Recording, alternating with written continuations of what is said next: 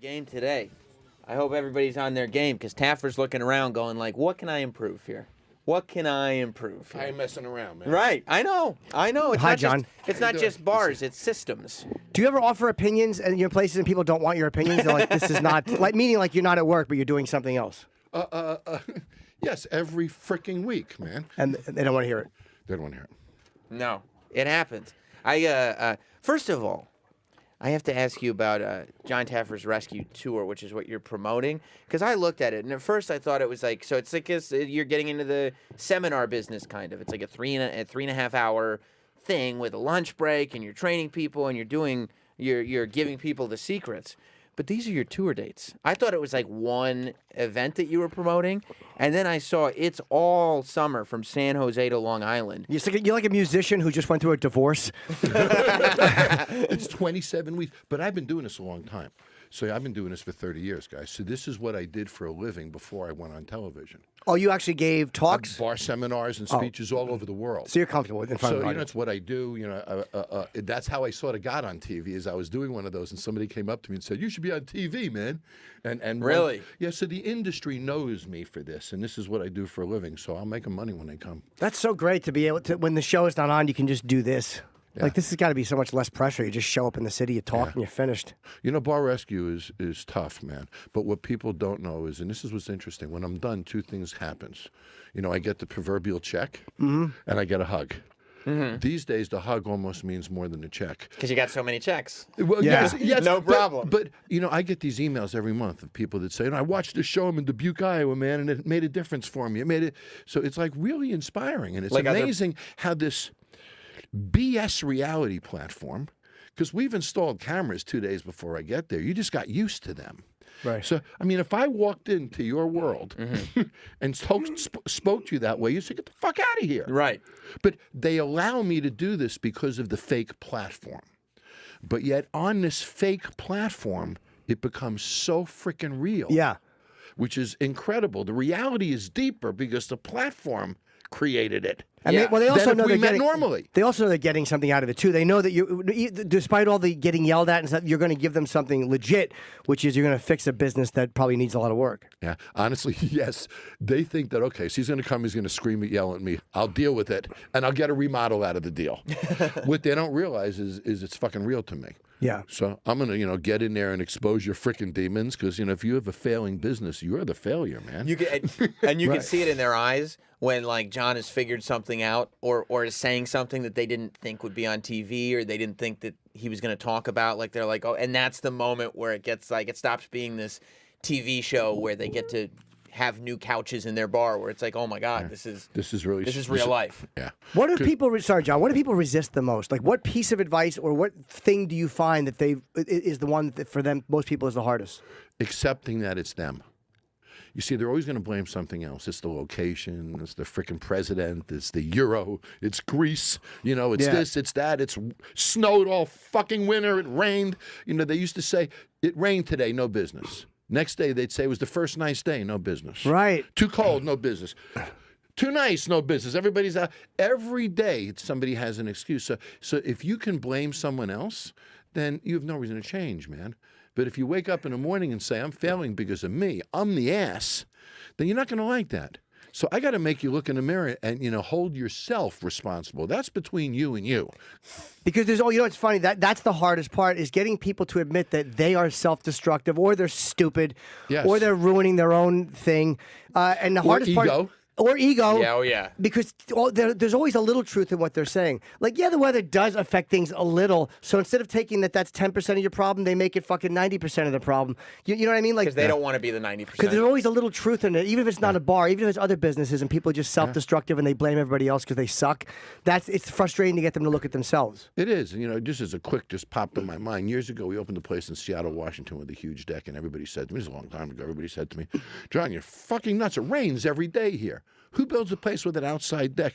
We put in these poles that came up from the wooden deck, and I had custom umbrellas made that slipped into the pole.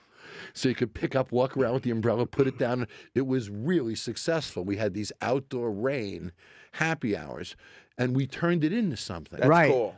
So my point is, you can make money in a rain if you're smart. Right. If you say, "Oh, I'm not going to make money in a rain," then you'll never even have that thought in the first place. Right. So it's up to you. You know. How quickly do you know who the problem is? Right. Because I mean, there's Seconds. always. And Seconds. I know who the problem is here right away. He's pointing at Sam, and that's a very astute observation. You're off, John. You're way off on this one. You know, you can always find that spot. It's like a chain, and you find the weak link. So if everything is screwed up, it's the leader. Right. If you're looking in the entire staff is like they're not doing their job, they're all bitter, they're all annoyed. It's like, well, that's the top. That's not. Top. Yeah, that's nothing's not, right. Right, because the whole staff hates you. It's got to be you. Or there's no systems, no procedures, nothing. You know, right. So everything is screwed up. Right. Or you walk in and you say, "Wow, you know, the place is clean. It is this. It is that. It does have some redeeming elements. So maybe it's a manager, not the owner." How long? Maybe it's, you know, certain employees. Right. A certain, like, I've looked at bars where the day shift is really together. The night shift is a freaking nightmare. So, I mean, there's things that can be isolated or general too. How long did it take you, or is it just natural that you got comfortable enough walking into a place that you could act like you own it? Because that's what you do. You walk into these bars, and the second you walk in, you're in full control of it, whether they're offering you control or not. Like I watched one yesterday. I was telling them about where I couldn't believe you didn't get hit because you go and you're like you've already pointed out all the flaws, and it was the guy whose dad gave him the bar, is the Indian guy who was like a rich kid, and you go back and you scrape the mold off the ice freezer, and everybody's freaking out, and already disgusting. Already they're treating him like a fucking asshole because he would allow himself to have a bar with mold in the ice freezer, and you, just because it occurs to you, goes, "You know what? You should wear this," and you just take the napkin and you wipe it down his white shirt, and I'm like, where does he get the balls to just think like that's what I'm going to do right now? Well, that all happens in a moment. Yeah. You know, and you said an interesting thing, and I never really thought about it this way. So how do you walk in and feel like an owner? Right. Well, I've owned these places since I'm 24. Mm-hmm. So I certainly know how to walk through it and feel like an owner and, you know, feel like it's mine and have the most authority in a room. So in bar and nightclub environments, I've had the most authority in a room most of my adult life, honestly. Right. So that's natural. That comes easy for me. I don't even think twice about it. I got a lot of balls. I'm pretty fearless. Yeah. And there was an episode, I think in season 2, where I cleared an entire bar of food. And my sleeve was covered in sour cream. I don't know if you remember. I said, "Nobody eats this food," in my arm. So what I did is you just get so fired up.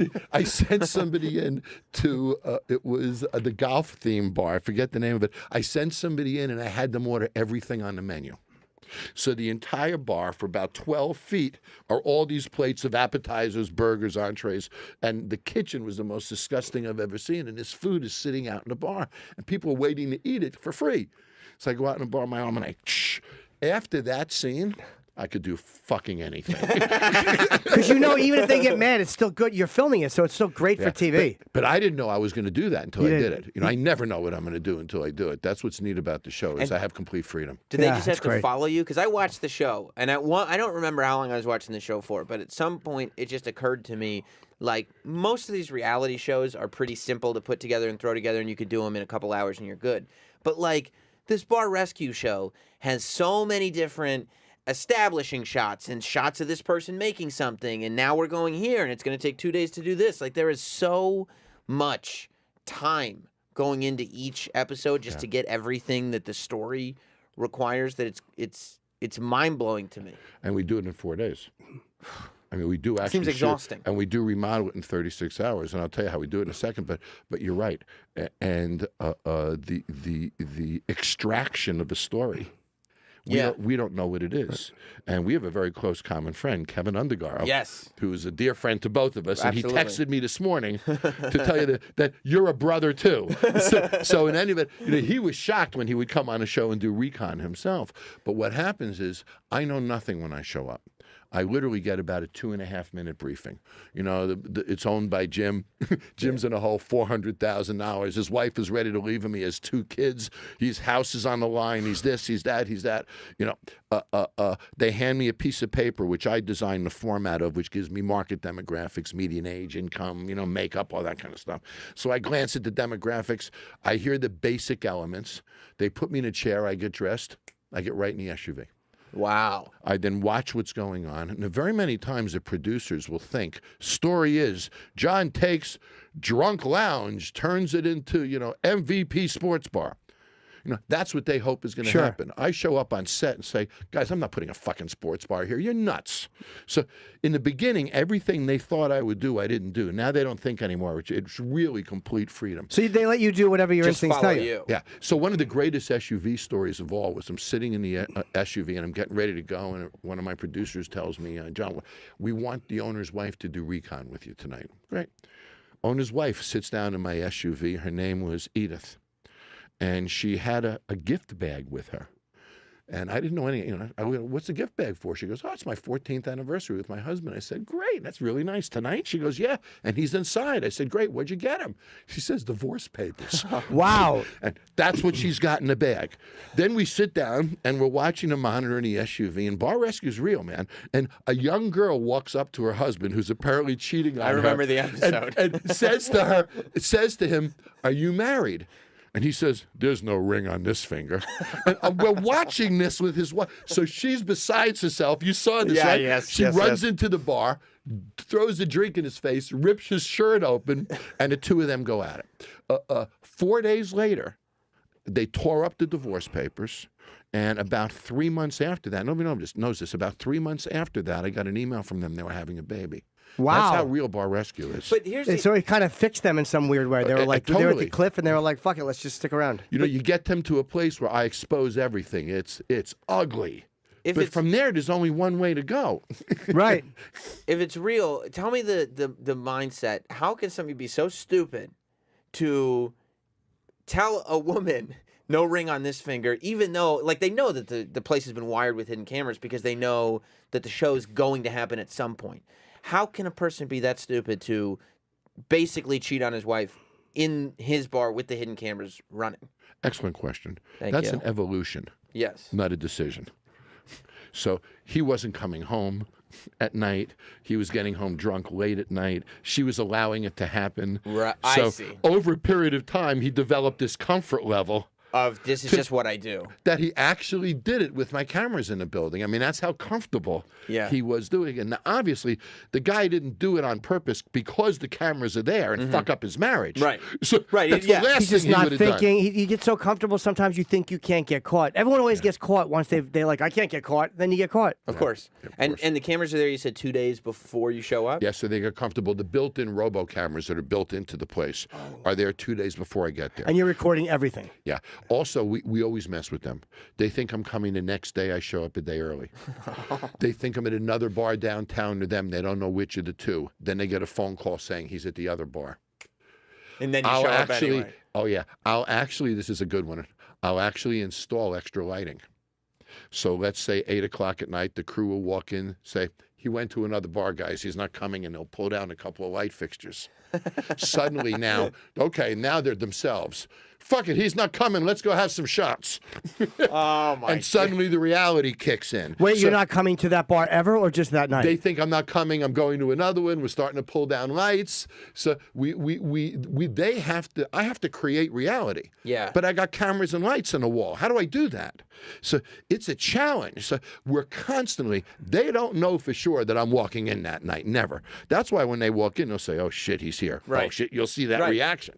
That's so smart. And you got them to sign something. Is there something on the door that tells patrons are coming in, you're being filmed? Okay, cool. So everything's covered. So you can just say, hey, look, we're not coming. Yeah, here we are. Yeah. And or I can come 3 hours late. They'll get so frustrated, they'll just start being themselves. They will, right? Right. Because he's not showing up. He'd be here on time, you know. Yeah. So sometimes I got to wait for the reality to take its course. You know? And you do get used to cameras. It's really weird. You say things into a mic with cameras there. Like after a few minutes, it's just we're so used to it now, especially. Yeah. Whereas 30 years ago, maybe not, but now everyone's got a camera. You don't even care anymore. Even a microphone. Think of all the guys you've had on your show.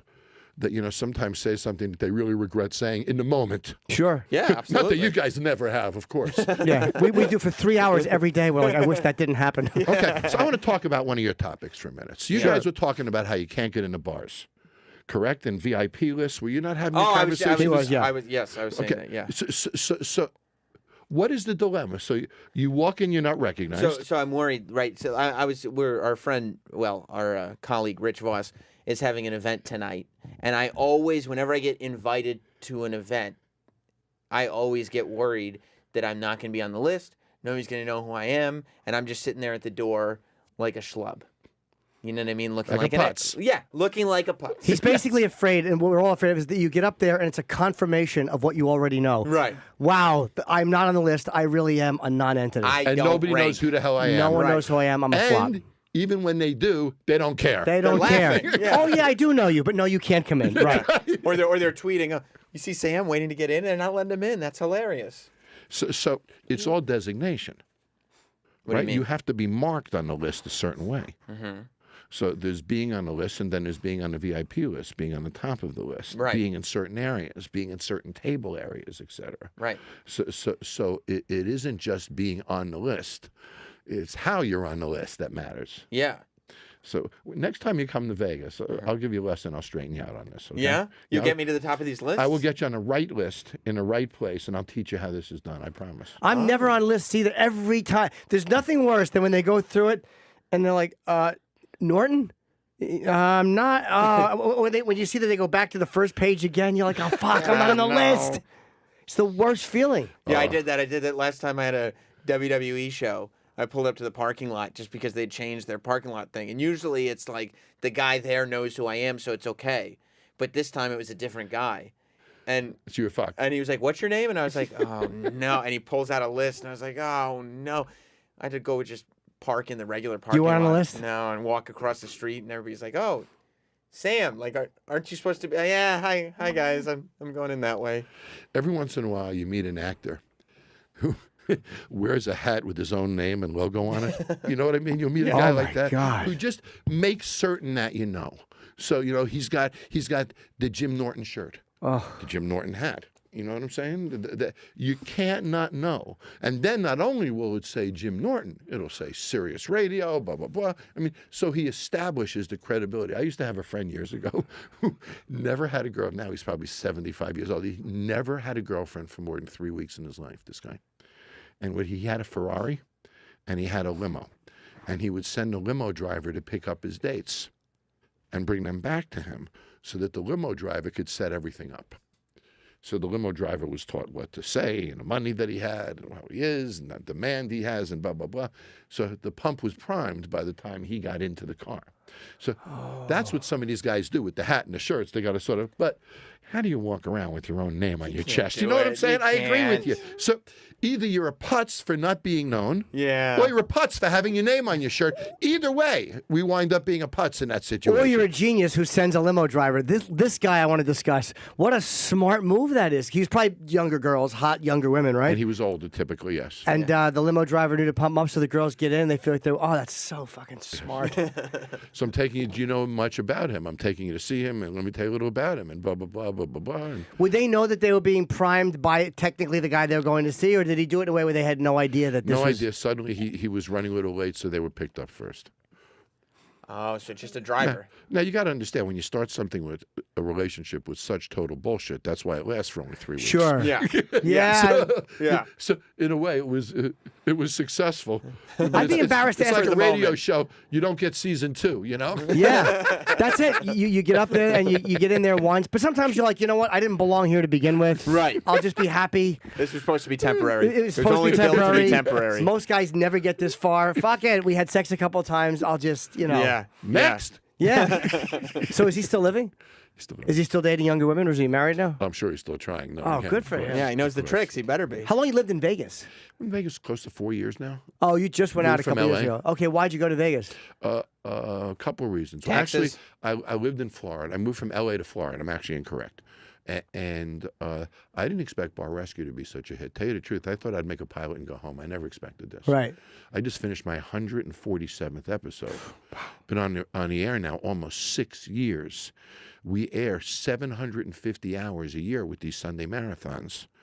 It's the most aired show, second most aired show on my network other than Cops. Wow. So the evergreen nature and the marathons, I never expected any of this stuff, Jim, and you never know what year it is. It could be 2009, it could be 2000. It doesn't matter. Like you said, it's just. But people watch these marathons for 12 hours, and they watch episodes again and again. Sam. I used to do a nighttime radio show, so I wouldn't get home until 2:00 in the morning. So I woke up at noon, so I would stay up at night. So like on Sunday night, I would have that weird thing where, my wife had a regular job, so she'd go to bed at like 11 o'clock, and I'd be up until 3 o'clock in the morning, and that was my thing. Every Sunday, I would sit there because the Bar Rescues would just never stop. Yeah. It would just be another one and another one and another one. And it got to the point where as much as that show is on the air, now, if it's nighttime and I turn on Spike and Bar Rescue isn't on, I get pissed.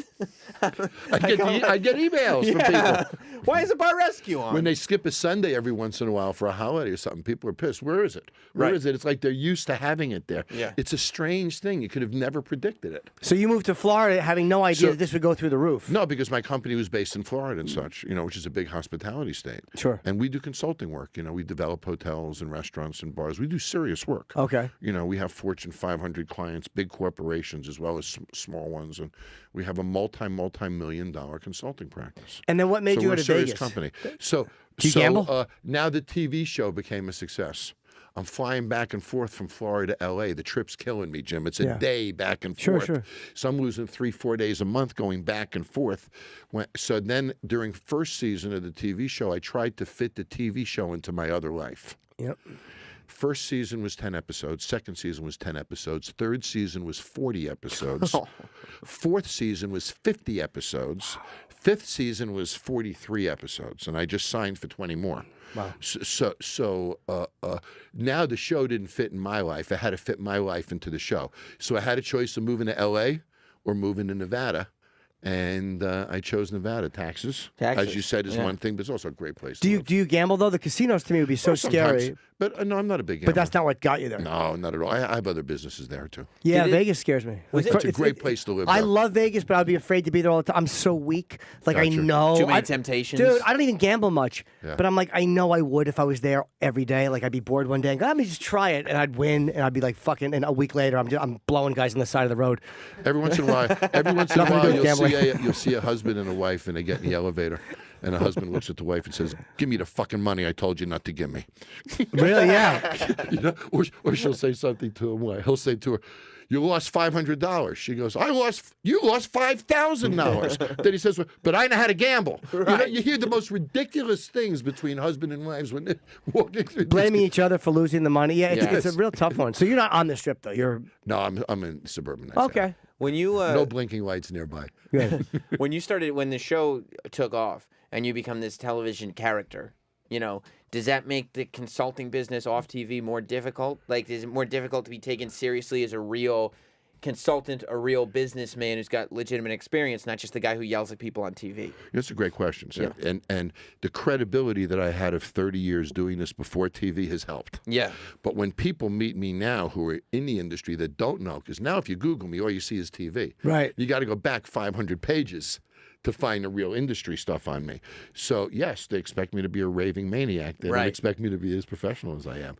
And were you surprised at some of the backlash that you get here and there? I feel like that happens to anybody who gets like television successful. That like you've done stuff where I was reading one thing where it was like from a year ago, 2 years ago, but like an interview that you had done just about bars, not about TV. And people in the industry are just picking apart every little thing to try to make it seem like this guy who's got a TV show doesn't know what he's talking about. Oh, yeah. I don't want to mention. There was one TV show I did where I was told to make an old-fashioned. So I go on the show, and they tell me what to set up. So I set it up on this, I tell the producers what I need. So we have a little counter on the side, and it has the ingredients for an old-fashioned. And the show started with me on the couch. And then we got up for the second segment to go to the bar to make the old-fashioned. As I'm sitting on a couch, the host says to me, "I got a terrible problem, John. My husband says I make a terrible Rob Roy. Can you show me? So, I don't want to correct her on her show, so I said, sure, figuring it was a mistake. So we get up, go to the table, I start making the old-fashioned. And I handed the old-fashioned. She goes, doesn't a Rob Roy have sweet vermouth? It does. Sure. But there was no sweet vermouth on the table. I thought I was making an old-fashioned. Right. So I'm not going to, on live TV, start arguing with her. So I thought you did. So I didn't know what the hell to say. So because that's even worse, by the way. If you're the guest and you start blaming, the producers didn't put out, it's going to make. That's not a possibility, you Sam. can't do it. So I looked at her and sort of stumbled for a second and said, well, you can make it that way. Well, the bartending community went freaking nuts. Taffer doesn't know what's in an old-fashioned or what's in a Manhattan or a Rob Roy or whatever. Instead of realizing that you just stumbled at the awkwardness of a live moment, not wanting to correct the host. Right, and kill destroy the show. Yeah, that's an awkward moment. I'm not a bartender. I'm a manager. I'm a bar owner. Mm-hmm. You know, bartenders, you can own a restaurant and not be a chef. So I don't know every recipe how to attend, and nor do I profess that. You don't know everything about the boards and the engineering. I know nothing either. about the boards. That's what I'm saying. Believe me, they're happy to point that out. Not good. You know what I'm saying. Sure. So, I'm a management guy. But did that kind of shock you when, because you hadn't been necessarily in the public eye to that extent, when you now have to deal with just everybody having an opinion about you, positive or negative? But I think it starts to, I know for me, and I think probably for Jim too, when you start to realize people are allowed to just have negative opinions about you, and they can snowball it, and it becomes a thing. When that first starts to happen, is that kind of like, whoa? The first time or two it happened, it was yes. Yeah. Like, wow. It was offensive. Yeah. You're really thinking, geez, why would people do that? Don't they understand? And you say to yourself, I'm a good guy. Why would they? But in 24 hours, this stuff blows over now. It's gone. It's gone. And the fact is, none of it has ever rooted, because you got to look at the body of your work. Right. And if 95% of it is, then these things tend to disappear. Now they don't bother me at all, Sam. Tell you the truth. You know what's fun? I laugh at them. There's some people who say I have a turtleneck, that my neck looks like I'm a fucking turtle. The people that talk about my bug eyes are going to pop out. There's people who do. So I laugh at it now. I think it's sort of funny. Yeah. Who cares if you're a perfectly handsome guy? You're a unique looking guy, and that's all that matters. You don't have to be model handsome. I'm just telling you the speech I have in the mirror every morning. Exactly. Is it working? No. So I want to hang myself. So you're right, Sam. But it did bother me. Right. But you do get thicker skin, and it does start. I wanted to ask you about the Troubadour too. That's on Santa Monica Boulevard, right? It is. And I passed that a lot, and they always have these amazing performers there. And you were there for how many years? I was there for about 2 years, 2.5 years. And what did you do there? You were just the bartender. I actually started as a doorman, left as manager. And did you see some cool people come through there? Oh, incredibly cool people. In 78, 79, 80 were the kind of years that I was there. Those were the Black Flag, Dead Kennedys, Adamant, Fear kind of days. At the same time that whole punk scene was going on, a new wave with the clean-cut suits, and it was an interesting time in rock and roll. Yeah. Heavy metal was starting its roots, and not only was there the Troubadour, there were places like Madame Wong's back then, and Hong Kong, and Whiskey, and Starwood, and it was a great time back then. How much harder is it to work in a music place when you're, as far as a bar, than a regular, just a traditional bar? You got to love music. The Troubadour was 3 bands a night, 7 nights a week, sometimes more. That can fucking get to you, Jim. Your head's pounding sometimes. Sometimes you just got to walk outside, and get 5 minutes of non-thump. How difficult are bands to deal with? Excuse me? Are bands difficult to deal with? I've heard mixed. Really, sometimes people love working with them, and some people can't stand them. I can tell stories of when I ran a Troubadour. Some household names, and I never say names. Some household names. We'd come down from San Francisco. Big rock stars today with no money, and I'd let them sleep in a Troubadour the night before because they had no money. Really? And they were gigging the next day. And there were a lot of those stories. And they would hang out and play? They would sometimes sleep in there the night before. I'd have to feed them, et cetera, and play the next day. Now some of them are very famous. But were you friendly with them, or you didn't like them? No. If I didn't like them, I wouldn't let them stay. In hindsight, you don't. I'm guessing Metallica, just because you said San Francisco. My guess is Metallica. I came up as I took drum lessons when I was a kid. So when I moved to L.A. to work at the Troubadour, I was a musician myself. Drummer, right? I was a musician myself. So I related to them, and I understood how hard it was. So my entire life I've respected that. So I got along really well with them. DJs too. How do you realize, because I'm assuming at some point in your life you thought, drumming is my passion, drumming is what I'm going to do. how do you later in life realize that this thing that I thought was my dream, my passion, is not what I'm going to do with my life? I'm going to do this other thing that I am potentially even more passionate about. It's interesting. When I played the drums, I took lessons for years, jazz lessons.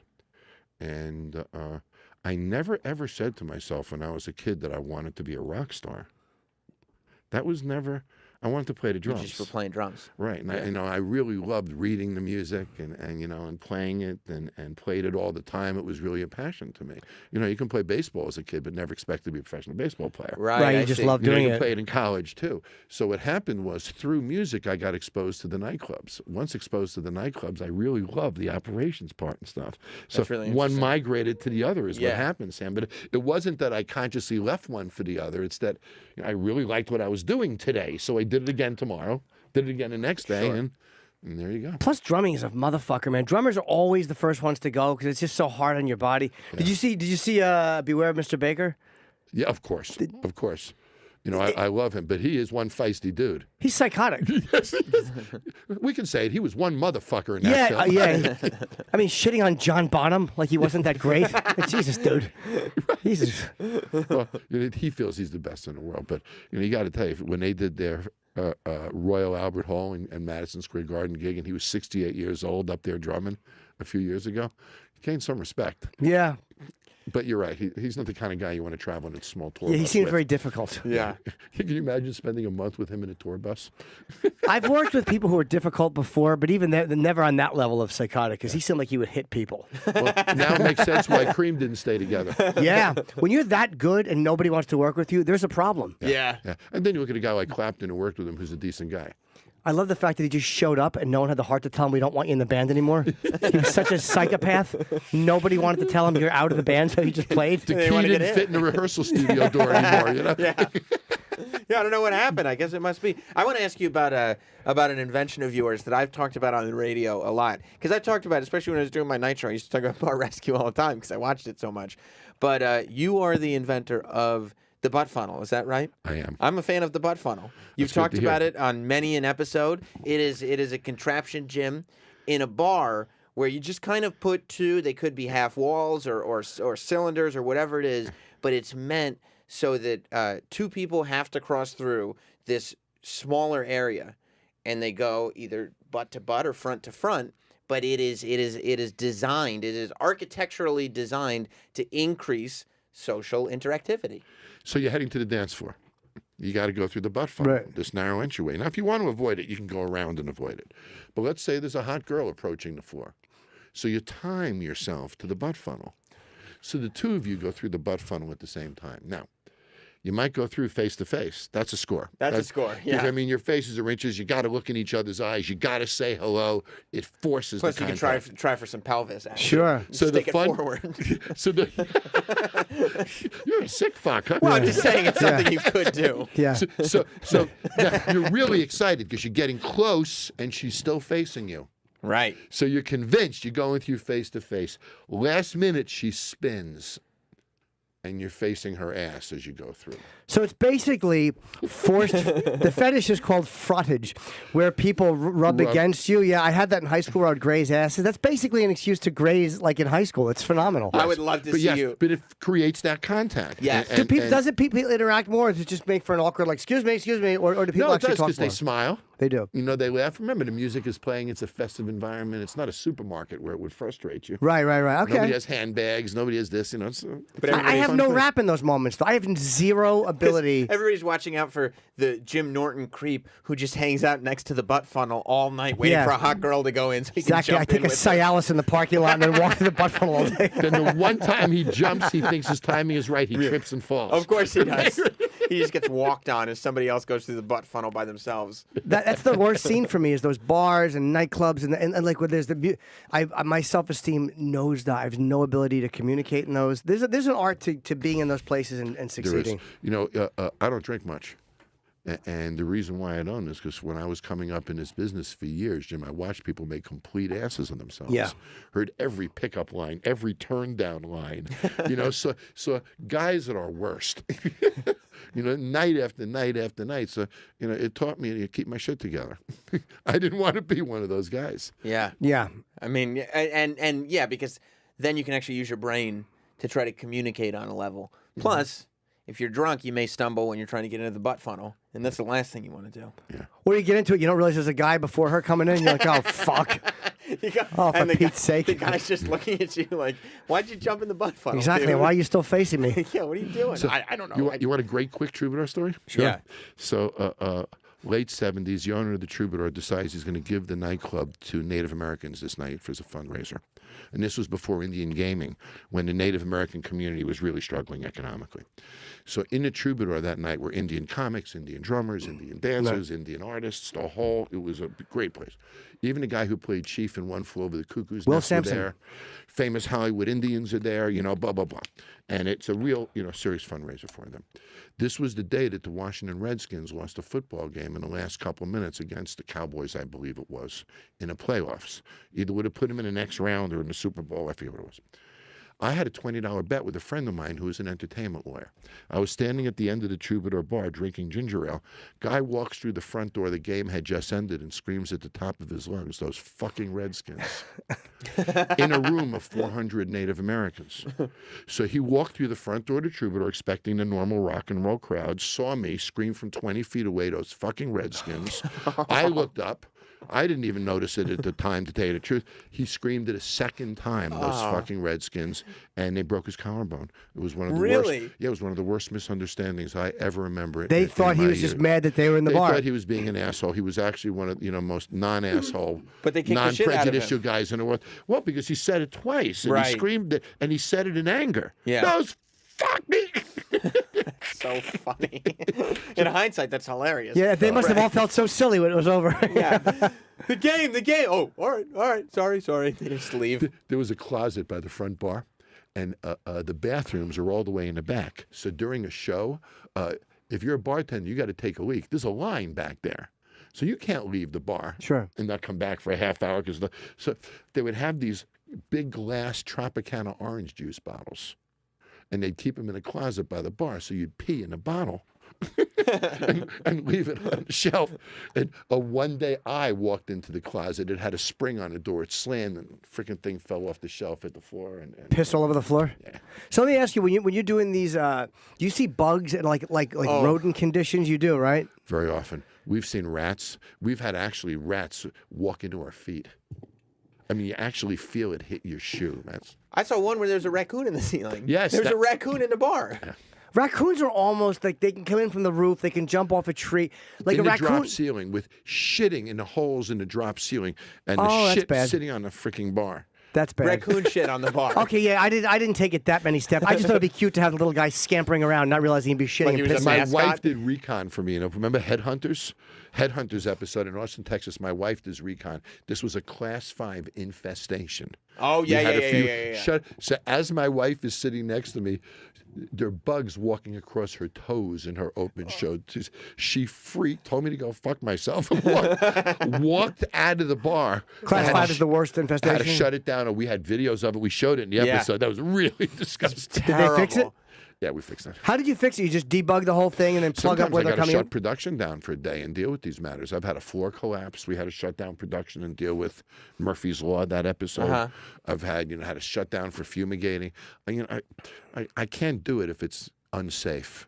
You wouldn't either. That's really irresponsible to fix it, put your name on it, and make it still a health trap. Well, it's also that the liquor, there's so much sugar and stuff on the bottle. That's got to attract a lot of insects if you don't keep all that stuff. Bugs in the bottles we see. One of my great stories, this was a dual nightclub. There's something called a hydrometer. A hydrometer tests the alcohol level in a liquor bottle.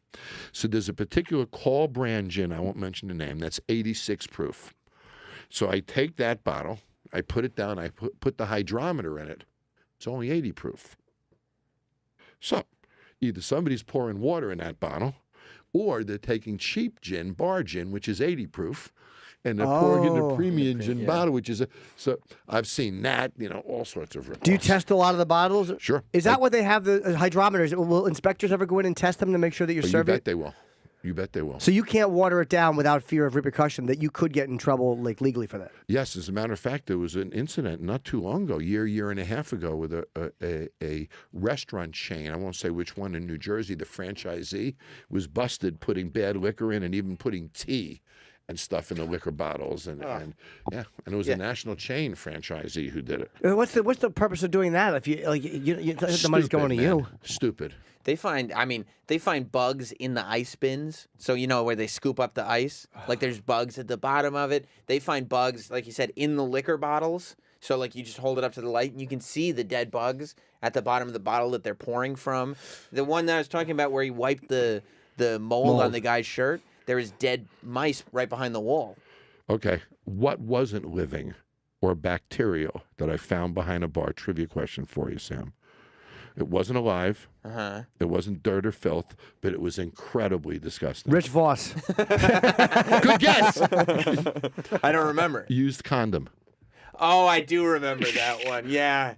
Used condom sitting under the sink behind the bar. In the bar, like not like in the driveway. Behind the bar. Yeah, behind the bar in the thing, like somebody used and just thrown it. I hate that because it's disgusting, and the idea that he had to use one. I hate the fact that he didn't have more moral courage. I think he used it twice. They might have shared it, maybe. Yeah. What's your? Do you have a favorite episode? I think my favorite episode was the Big Mike's episode that aired recently with the Baton Rouge floods. Oh yeah. That one. Also, the one I'm here in New York from Rockaway Beach Bungalow Bar meant a lot to me, which was after Superstorm Sandy. So you like the ones? Yeah, I remember that one. You like the ones that are like there's a good story behind it and they really deserve some help. I like the ones where you end up leaving and don't even help them. Well, that's great TV. I like those. And those are great episodes, but those are really miserable when I walk away, it's because the guy was such an asshole. Imagine how unpleasant those 4 days were for me. What will happen when you walk in and you're not going to fix the place? Will it be like this guy is just not going to listen, or he's an asshole who doesn't know it's him, or I won't do it, because I think in one case, and you're probably talking about the O-Face. Yeah. In one case, the owner was slapped an employee, was physical with his employee. So once I learned that, I said, I'm not going to perpetuate this. So I didn't. He raised a stink. I literally walked out, said, F you, I'm not going to do your bar. Left him hanging. They caused a big stink and stuck to my guns. And about a year and a half later, he was arrested for sexual harassment of an employee. Wow. So you were right not to deal with him. Yeah. Do you ever get worried? I mean, you're not a small guy, but do you ever get worried that you're gonna have? You have somebody at least looking out for you, like a guy that travels with you? I have a security guy. You do, okay, but only in the past year.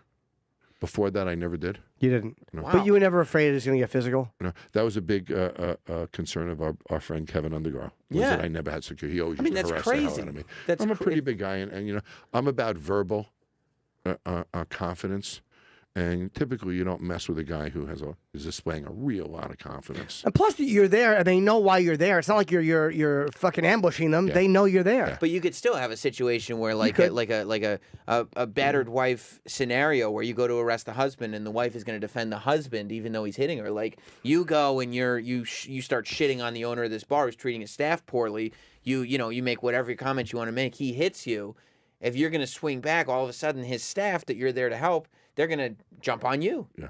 It's like, it's crazy not to have security. Yeah, I do now. So are there two possibles? If you say you go to Louisiana and you go to New Orleans, are there two possible bars you're going to do and two are wired for camera, or are you only doing one? If I'm going there, typically we'll do 3 in the city, Jim, because the economics work. Okay. Because we travel with a crew of about 57, 5 big trucks, a big production. Yeah. So once we travel to a city, it takes 3 to make the economics work. Sometimes 4. Okay. But we'll never do less than 3 in a city. So how long will you stay in the city for? Sometimes a bar can drop out a week before production. For example, we have to do background checks, all that kind of stuff. So sometimes we find out they didn't pay their taxes, they committed fraud, they got arrested, there's a criminal background issue. So sometimes they close. I've written checks to keep the lights on while we're there. I mean, that's how much trouble these people are in. Wow. So they're like, we're closing today if you don't help us. Yes, the lights shut down after we arrive. We're going to shoot and the lights are turned off. Have you interacted at all with Chef Gordon Ramsay? Because you have not met him. Never. We've sent niceties back and forth to each other. Yeah. On social media and through some common friends. We share some crew members together. Oh, you do? Yeah, I think I know I have a lot of respect for Gordon. I'm guessing he does me. Yeah. We're very different. He's a chef. I'm an owner, businessman. We come at it very differently. Yeah, I find so. We're alike, but we're very different, actually.